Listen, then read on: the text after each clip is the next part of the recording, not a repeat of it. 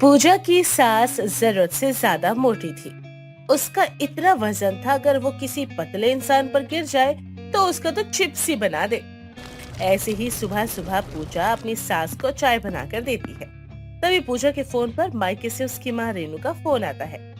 पूजा phone पर बात करती है और बोलती है, ये तो बड़ी ही खुशी की बात है। माँ ठीक है, मैं माँ जी को लेकर घर पर आ जाऊंगी। आप अपना ख्याल रखिए और सारी तैयारियाँ अच्छे से करना। इतना कहकर पूजा फोन को रख देती है और तभी सास सुधा रेनू से बोलती है, क्या बात है बहू, बहुत खुश है। वो क्या है ना माँ जी, मेरी माँ ने घर पर सत्यनारायण जी की कथा रखवाई है और उन्होंने आपको और मुझे मेरे मायके बुलाया है। अरे ये तो बड़ी खुशी की बात है। चलो इसी बहाने तुम्हारे मायके जाने का मौका मिलेगा। बिल्कुल, शादी के बाद से तो आप मेरे मायके एक बार भी नहीं गई हो। माँ ने कहा है कि कथा के साथ साथ 2-3 दिन हमें वहाँ रुकना भी है। अच्छा चलो ठीक है, रुक जाएंगे वहाँ पे। तुम पहले मायके जाने की तैयारी तो करो। ऐसे ही पूजा और सुधा काफी देर तक बात करते हैं। शाम को जैसे ही पूजा का पति नरेंद्र घर पर आता है, तभी पूजा अपने मायके जाने वाली बात नरेंद्र को भी बताती है। अगले दिन सभी तैयार होकर घर से निकलने लगते हैं।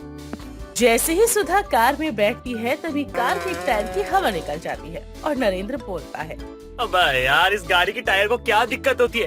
अरे माँ के बैठते ही हवा निकल जाती है। फिर से हवा निकल गई। हे भगवान, मेरे इस वजन की वजह से बार बार गाड़ी पंचर हो जा रही है। कोई बात नहीं माँ जी, अभी तो हम घर पर ही हैं। नरेंद्र जी, आप टायर बदल दीजिए, फिर चलते हैं हम। हैं? टायर बदल दूं? हाँ? कैसे बदल दूं? अरे टायर बदलने के लिए टायर होना भी तो चाहिए। नहीं है टायर वायर। अरे नहीं लाया मैं टायर। अरे कल ही तो हुआ था यार, आज दोबारा हो गया। अरे यार, अच्छा एक काम करो, तुम ऑटो लो और माँ को लेकर जाओ। मैं बाइक से आता हूँ पीछे से। जी ठीक है, जैसा आप कहें। थोड़ा सा चलने के बाद ही सुधा की सांस बुरी तरीके से फूलने लगती है और वो अपनी बहू से कहती है, अरे बहू, जल्दी से ना एक रिक्शा ले ले। मुझसे अब एक कदम और नहीं चला जाएगा।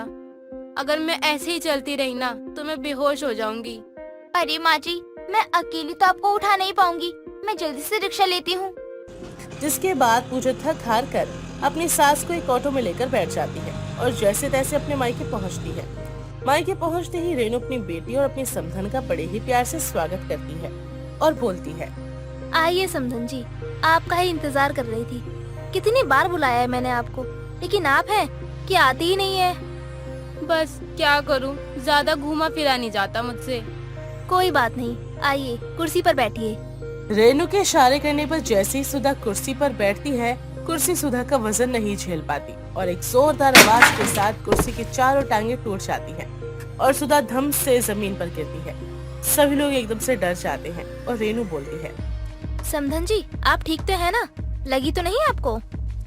हाय, कोई मेरी मदद करो, मुझसे उठा नहीं जा रहा। रुकिए, मैं और पूजा मिलकर आपको उठाते हैं। अब जैसे तैसे करके दोनों सुधा को सोफे पर बैठा देते हैं और रेनू धीरे से पूजा से बोलती है, बेटी, तेरी इस भारी भरकम सास को जमीन से उठाने के चक्कर में ना तेरी माँ भगवान को प्यारी हो जाती। अरे तभी तो नहीं लेकर आती हूँ मैं अपनी भारी भरकम सास को अपने मायके। अरे समधन जी, पूजा बहू, अब तुम ऐसे ही आपस में बातें करते रहोगी या मुझे एक गिलास पानी भी दोगी? मैं अभी पानी लेकर आती हूँ, आप आराम से बैठिए। पूजा जल्दी से रसोई में जाती है और अपनी सास के लिए एक गिलास पानी लेकर आती है। माफ कीजिएगा समधन जी, वो क्या है ना, मेरे घर में ना सारी चीजें ना मेरे वजन के अकॉर्डिंग बनाई गई है। अब मुझे नहीं पता था कि यहाँ पे ये हादसा हो जाएगा। कोई बात नहीं बहन जी, हमें कुर्सी से ज्यादा ना आप प्यारी हैं। आपको कुछ नहीं हुआ ना, बस यही बहुत बड़ी बात है। आप बैठकर आराम कीजिए, मैं तब तक खाना तैयार करती हूँ। मैं भी आपकी मदद करती हूँ, चलिए। दोनों माँ बेटी रसोई में जाते हैं। रसोई में जाते ही रेनू पूजा से बोलती है, पूजा, तू अपनी भारी भरकम सास को अपने मायके तक लेकर कैसे आ गई? मुझे तो कुछ समझ नहीं आ रहा। ये तो चलती फिरती हिप्पोपोटामस है। अरे बस पूछो मत माँ, बड़ी ही मुश्किल से आए हैं। ऑटो वाले ने ना 2 सवारी की जगह 3 सवारी का किराया लिया है, तब जाकर यहाँ पहुँचे हैं हम। और दामाद जी कहाँ हैं? उनके बारे में तो पूछना ही भूल गई थी मैं। आए क्यों नहीं वो अभी तक? बाइक से आ रहे हैं वो। माँ जी गाड़ी में बैठी, तभी टायर की हवा निकल गई, इस वजह से वो बाइक लेकर आ रहे हैं। हे भगवान, तेरी भारी भरकम सास मायके तक पहुँच तो गई, लेकिन अब पता नहीं वो यहाँ से जाएंगी कैसे। ऐसे ही बातें करते करते दोनों माँ बेटी मिलकर सारा खाना बना लेते हैं। थोड़ी ही देर बाद नरेंद्र भी अपने ससुराल पहुँच जाता है। अब सारा खाना टेबल पर लगा दिया जाता है। अब सुधा बार बार अपने भारी शरीर की वजह से इधर उधर नहीं जा सकती थी, इसलिए पूजा जहाँ पर सुधा बैठी थी उसको खाने के लिए वहीं पर सब कुछ दे देती है और सुधा आराम से बैठकर खाना खाती है। ये सब कुछ देखकर रेणु को बड़ा ही अजीब लगता है, पर बेचारी अपनी समधन से कुछ नहीं कहती। अगले दिन पूजा के मायके में सत्यनारायण की कथा की सारी तैयारियां हो जाती हैं। मोहल्ले की सभी औरतें घर आ जाती हैं। रेणु सभी औरतों को अपनी समधन से मिलवाती है। सुधा का भारी भरकम शरीर देखकर सारी औरतें आपस में बातचीत करने लगती हैं। शांति नाम की एक औरत रेणु से बोलती है, क्या बात है रेणु, तेरी समधन तो अच्छे खासे सुमो रेसलर को मात दे दे। क्या बढ़िया शरीर है उनका। बस क्या ही करे, थोड़ी सी मोटी है, इससे ज्यादा कुछ नहीं। थोड़ी? अरे इनके पीछे तो एक कॉलोनी छुप जाएगी, इतनी मोटी है ये, और तू बोल रही है थोड़ी मोटी है। अरे धीरे बोलो, समधन जी पहली बार यहाँ आई है, अगर सुन लिया ना तो बुरा मान जाएंगी। अरे बुरा लगना तो दूर की बात है, देखना कहीं तेरे घर का आटा चावल ना खत्म हो जाए इनकी आओ भगत करते करते। ऐसी ही शांति सुधा का खूब मजाक बनाती है। दूर बैठी हुई सुधा काफी देर से रेणु और शांति की बातें सुन रही थी। उसे कुछ न कुछ आभास हो जाता है कि हो न हो शांति रेणु के सामने उसका मजाक ही बना रही है। जैसे तैसे सुधा उठकर शांति के पास जाती है और बोलती है, मैं बहुत देर से देख रही हूँ बहन जी, आप मेरे समधन जी के साथ मिलकर ना मेरा बहुत मजाक बना रही हैं। अच्छा, जितना भारी शरीर है उतने पतले कान हैं, इतनी दूर से भी आपको ये सुनाई दे गया। वैसे मानना पड़ेगा, इतनी सेहत पालने और संभालने के पीछे कौन सा राज छुपा कर बैठी हैं आप। आपको तो हमें बताना ही पड़ेगा। चुप रहो, क्या बोले जा रही हो तुम। अरे बिल्कुल सही बोल रही हूँ, इंसान के शरीर के हिसाब से होना चाहिए। ये तो पता नहीं साइंस के अमीबा की तरह कैसे इधर उधर फैली जा रही हैं। बकवास बंद करो शांति, तुम यहाँ कथा में बैठने आई हो। अगर कथा में बैठना है तो बैठो, नहीं तो यहाँ से जाओ शांति से। रहने दीजिए समधन जी, आप इन्हें मत बोलिए, जाने दीजिए ना। वैसे भी पूजा पाठ का माहौल है, अब ऐसे बेइज्जती करके बाहर भेजेंगे तो अच्छा नहीं लगता ना। चलो ये बात तो सही है कि मोटे शरीर के साथ साथ दिमाग मोटा नहीं है इनका। खैर मैं जाती हूँ पूजा। इतना क्या शांति पूजा में बैठ जाती है और उदास होकर एक कोने में सोफे पर बैठ जाती है। एक के बाद एक औरतें सभी रेणु के सामने तो पूजा के पास जाकर सुधा के भारी भरकम शरीर का मजाक बनाती। बेचारी दोनों ही माँ बेटी अब लोगों को जवाब देते देते परेशान हो गई। शाम को कथा खत्म होने के बाद सभी लोग अपने अपने घर जाते हैं और सुधा बोलती है, मुझे लगता है ना कि यहाँ पे मुझे नहीं आना चाहिए था बहू, तुझे और तेरे पति को ही आना चाहिए था। आप ऐसा क्यों कह रही है माँ जी, क्या हो गया। मेरे यहाँ आने की वजह से तुम्हारा और तुम्हारी माँ का सबके सामने खूब मजाक बन गया, इसलिए बस। ये आप क्या कह रही हैं समधन जी, ऐसा कुछ भी नहीं है, आपको कोई गलतफहमी हो रही है। अरे मैं बहुत अच्छे से जानती हूँ, हर कोई मेरे इस भारी भरकम शरीर को देख के ना बहुत मजाक बनाता है। और मैंने देखा था कथा के समय में भी ना बहुत लोग बातें बना रहे थे मेरे बारे में। नहीं माँ, ऐसा कुछ भी नहीं है, लोग ऐसा कुछ नहीं सोचेंगे। आप बस खाना खाइए और ज्यादा सोचिए मत। और अगर ऐसा कुछ होगा या कोई आपको कुछ कहेगा तो उसका जवाब देने के लिए मैं हूँ माँ, आप चिंता मत करो, सबको देख लूंगा मैं। आखिर कब तक तुम लोग ऐसे ही जवाब देते रहोगे। मैं जानती हूँ मैं सभी के लिए ना बस एक मजाक का पात्र बन के रह गई हूँ, इससे ज्यादा और कुछ भी नहीं। इतना कहकर सुधा की आंखों में दुख के आंसू झलकने लगते हैं। सुधा को ऐसे रोता हुआ देखकर सभी लोगों को बहुत ज्यादा बुरा लगता है। तभी पूजा कहती है, माँ जी, अगर आप भारी भरकम है तो क्या हुआ, आप भी फिट एंड फाइन हो सकती है, बस आप एक बार कोशिश करके देखिए। ये कैसी बात कर रही है बहू, भला आखिर इतने मोटे शरीर को कैसे पतला किया जा सकता है। समधन जी, अगर इंसान चाहे तो दुनिया में क्या नहीं कर सकता। आप एक बात बताइए, क्या आपने कभी कोशिश करी है फिट होने की। सच कहूँ समधन जी तो मैंने कभी ऐसा सोचा ही नहीं था। मैं जैसी हूँ मुझे वैसे ही ठीक लगा और मैं इसी में खुश भी रहती हूँ। वही तो बात है माँ जी, आप कोशिश कीजिए ना, अगर आप कोशिश करेंगी तो देखना जरूर पतली हो जाएंगी और आपकी इस कोशिश में हम सब आपकी मदद जरूर करेंगे। सभी लोग सुधा का हौसला बढ़ाते हैं। पूजा सुधा को वापस ससुराल ले जाती है। वहाँ एक अच्छे से डॉक्टर से वो मिलती है और अपनी सास के लिए एक डाइट प्लान रेडी करवाती है। डाइट प्लान के अनुसार वो सुधा को खाने को देती है, साथ ही से कुछ एक्सरसाइज और योगा भी करवाती है। शुरुआत में सुधा को बहुत दिक्कत होती है, लेकिन धीरे धीरे अब रूटीन सेट हो चुका था और काफी मेहनत करने के बाद अब आखिरकार सुधा फिट एंड फाइन दिखने लगी थी। अब जो भी कोई सुधा को देखता वो हैरान रह जाता। सुधा पूरे तरीके से फिट एंड फाइन हो चुकी थी और एक बार फिर से वो पूजा के साथ उसके मायके जाती है, जहाँ रेनू भी सुधा का बदलाव अवतार देखकर खुश होती है और बोलती है, ये तो कमाल कर दिया आपने समदन जी, आप तो बिल्कुल बदल गई। बस आप लोगों का साथ और आप लोगों का प्रोत्साहन से ही ये सब कुछ मुमकिन हो पाया है, वरना मुझे नहीं लगता था कि ऐसा भी कुछ हो पाता कभी। सच में आपको ऐसे देखकर तो हमें बहुत ज्यादा खुशी हो रही है। जीवन में चाहे तो कुछ भी हासिल किया जा सकता है, बस मन में कोशिश होनी चाहिए। और देखो मैंने कोशिश की तो मैं कैसे क्या हो गई। अब जिन लोगों ने सत्यनारायण की कथा में सुधा का मजाक बनवाया था, उन्हीं लोगों का मुंह बंद करवाने के लिए रेनू अपने घर पर एक छोटी सी किटी पार्टी रखती है और सभी औरतों के साथ शांति भी उस पार्टी में आती है और सुधा को देखकर बोलती है, अरे रेनू, ये कौन है? इन्हें तो मैंने नहीं देखा कभी पहले। अरे शांति, तुमने पहचाना नहीं क्या इनको? ये है पूजा की सास। क्या ये इतनी पतली कैसे हो गई? ये तो इतनी भारी भरकम थी ना। अब शांति के पास कोई भी बहाना नहीं होता और वो सुधा का मजाक नहीं बना पाती और बिना कुछ कहे ही वहाँ से चली जाती है। और भारी भरकम सुधा इन दिनों फिट हो चुकी थी और सबकी आंखों का चमकता तारा बन जाती है। विक्की अपनी पत्नी सोनिया से बहुत प्यार करता था।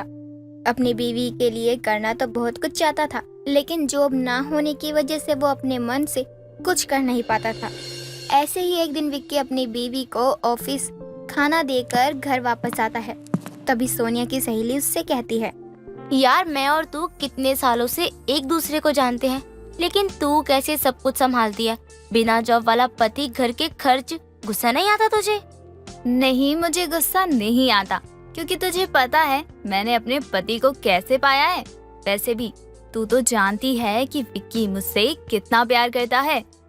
हाँ हाँ सब जानती हूँ। मुझे ये बता, प्यार से तुम दोनों का पेट भर जाता है जो विक्की को काम भी नहीं करने देती है कहीं पर? मैंने उसे कभी नहीं कहा कि वो कोई जॉब ना करे। मैं तो चाहती हूँ कि वो भी काम करे और हम दोनों को आसान हो घर चलाने में। अगर वो खुद नहीं करता तो मैं क्या करूँ बता? छोड़ क्यों नहीं देती अपने सो कॉल्ड हस्बैंड को? मैं तेरी जगह होती ना तो कब का उस बेकार से इंसान को छोड़कर अलग हो जाती। मैं बहुत प्यार करती हूँ विक्की से, इसलिए मैं उसे छोड़ नहीं सकती। छोड़ना अब क्या मेरे पति की बुराई कर रही है? मुझे समझ नहीं आता, आखिर तेरी क्या दुश्मनी है मेरे पति के साथ? जब भी उन्हें देखती है बस बुराई ही करती है। ऋषिका जब जब विक्की को देखती तभी वो सोनिया को भड़काने लग जाती। आपको बता दूं, ऋषिका और सोनिया ने एक साथ कॉलेज पास किया था और जिस टाइम विक्की ने सोनिया को प्रपोज किया था, ऋषिका भी विक्की को प्रपोज करना चाहती थी। बस इसी बात के लिए ऋषिका सोनिया से बहुत जलती थी। कुछ दिनों बाद विक्की सोनिया से कहता है, मैं कुछ पूछना चाहता हूँ, तुम मुझे साफ साफ जवाब देना। देखो मुझे बुरा नहीं लगेगा, लेकिन मुझे साफ साफ जवाब चाहिए। अरे हाँ, पूछो ना जो पूछना है। वैसे भी अगर तुम मुझसे सवाल नहीं करोगे तो और किससे करोगे? पूछो, मैं तुम्हें सच बताऊंगी। देखो मैं जानता हूँ कि तुम्हारी सहेली मुझसे बहुत नफरत करती है, लेकिन मुझे बस चिंता इस बात की खाई जा रही है कि आखिर वो मुझसे इतनी नफरत करती क्यों है। मुझे पूरी तरह से ये बात बता दो तुम। ऐसा कुछ नहीं है, बस वो मेरा भला चाहती है, इसलिए तुम्हारी बुराई करती है कि तुम कोई काम नहीं करते ना, इसलिए। तो क्या हुआ, तुम तो काम कर रही हो ना। अगर मैं कोई काम नहीं कर रहा हूँ तो तुम्हारी सहेली को इतनी जलन क्यों हो रही है? ऐसा करो, तुम कल ऑफिस आकर ना उससे खुद ही पूछ लो कि वो क्यों तुमसे इतना नफरत करती है। आखिर क्या बात है नफरत की, तुम ना कल उससे ही पूछ लेना। अब मुझे कैसे पता होगा किसके मन में क्या चल रहा है? सोनिया की बात सुनकर विक्की अगले दिन ऋषिका को ऑफिस के बाहर ही उसका रास्ता रोकते हुए उससे सवाल करता है। तभी ऋषिका बोलती है, मुझे तुमसे कोई बात नहीं करनी, हट जाओ मेरे सामने से, वरना मैं तुम्हारी बीबी को सब बता दूंगी। उसी ने मुझे भेजा तुमसे बात करने के लिए, वरना मेरी इतनी हिम्मत नहीं है कि मैं तुमसे आकर डायरेक्ट बात कर सकूं। छी, अपनी बीबी से कितना डरते हो तुम? मुझे नहीं लगता था कि तुम अपनी बीबी से इतना डरोगे। मैं तो तुम्हें बहुत हिम्मत वाला समझती थी। हाँ मैं हूँ, लेकिन क्या करूँ, बीवी के पैसों में ऐश करता हूँ ना, इसलिए डरता हूँ। मुझे अगर कहीं जॉब मिल जाए तो बस बात ही खत्म हो जाए। ठीक है, मैं तुम्हें पैसे दूंगी, लेकिन तुम्हें मेरा बनकर हमेशा रहना पड़ेगा। जिस दिन मुझे पता चला ना कि मेरे नहीं हो तुम, उस दिन मैं तुम्हारा जीना मुश्किल कर दूंगी। बस अब तुम्हें अपनी बीवी से डरने की कोई जरूरत नहीं है, जब तक मैं तुम्हारे साथ हूँ। लेकिन तुम मुझे पैसे क्यों दोगी? वैसे भी मुझे अगर जॉब मिल गया तो मुझे किसी भी चीज का डर नहीं होगा। नहीं, मैंने कहा ना कि तुमको काम करने की कोई जरूरत नहीं है। मैं दिया करूंगी तुम्हें पैसे, जब चाहिए जितने चाहिए मुझसे कहना, पैसा मिल जाएगा। विक्की सब समझ रहा था, लेकिन एड़ा बनकर पेड़ा खा रहा था। जैसे ही विक्की ऋषिका की बात मान लेता है, तभी ऋषिका उसके हाथों में कुछ पैसे देती है और अंदर जाकर मन ही मन सोनिया को देखकर बोलती है, बेचारी सोनिया, अब तो इसका पति मेरा हो गया। अब तक एक ही एक्सक्यूजेस देती फिरेगी अपने पति की।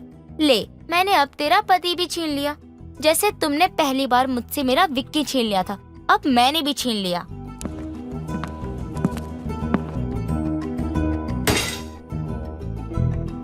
क्या बात है ऋषिका, कब से आवाज लगा रही हूँ और तू है कि तब से मुस्कुराए जा रही है।